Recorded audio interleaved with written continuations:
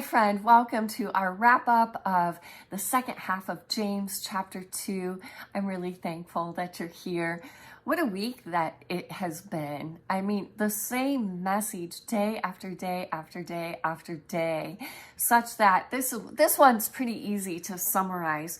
Faith without works is dead. Faith without works is dead. It's lifeless. It's worthless. There is no fruit. And I don't know about you, but here was my favorite verse, okay? I chose verse 22. James is talking about Abraham, and he says this, you see that faith was active along with his works, and faith was completed by his works. And that is from day 3. And when I studied that day, I really honed in on that word completed, to perfect, to be without defect or blemish. So there's something about our faith and works going hand in hand to perfect us. But I remember that day as I read it out loud while filming this video, the word active jumped out to me. So I dug into that, and that word means to collaborate, to work together. So it's faith and works collaborate. They work together to complete us, to help us to become without blemish or defect. So pretty awesome. And I love how James gives us 2 practical examples of Abraham and Rahab so that we can see how their works backed up, how their works proved their faith, right? There's this proving process. So question number 9 on our wrap up today, how would you answer James's question in 2:14? What good is it, my brothers, if someone says he has faith but does not have works? I mean, we've already said it. James has made it abundantly clear. It's meaningless. That faith is meaningless. It's dead. It's fruitless. It's lifeless.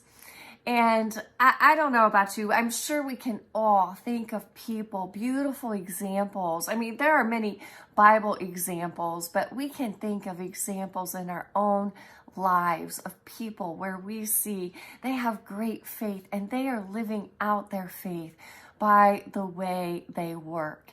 And it could just be that they are working quietly, that they are very wise with their thoughts and their words and their actions.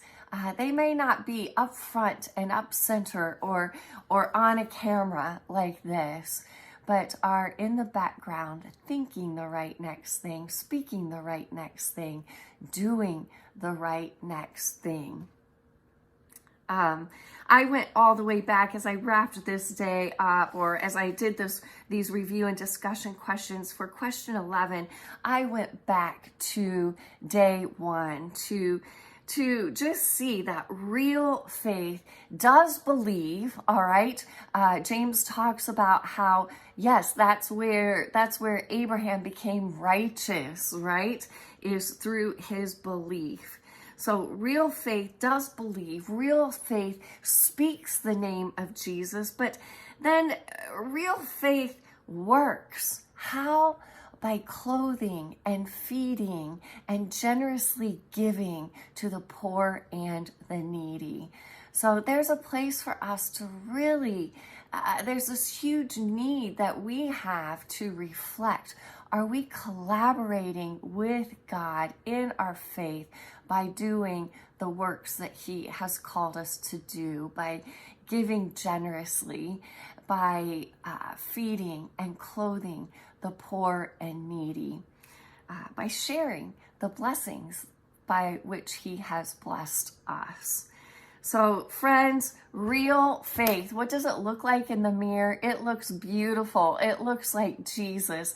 I couldn't help, I don't know, maybe I appreciate visual examples, and I'm going to share with you this beautiful Christmas cactus that a friend gave me. And she gave this to me several years ago, and it was blooming beautifully. And then I had it sitting on my kitchen counter, and friends, for a long time, really for several years, it did not bloom. It looked pretty lifeless. I almost threw it away. But you know what I ended up doing? I talked to a friend who does have a green thumb and is good with plants. And she said, Carmen, try sitting it in an eastern facing window. So that's what I did. I moved it over to a little buffet that I had sitting in my kitchen window. And look at it, friends. Look at how beautiful it is. Every so often, it does this. It bears beautiful fruit. And I was thinking about, all of this kind of ties in with trials and persevering through trials. And I was thinking about how there are times that God changes our place, changes our position. Like we see that in these examples of Abraham and Rahab. God asked Abraham to go to a different place. God had, he placed Abraham and Rahab in difficult situations that helped them work out their faith, right? Their works collaborated, worked together with their faith to complete their faith, to bring their faith to this place of no blemish, no defect, a place to where they bore fruit and they became friends of God.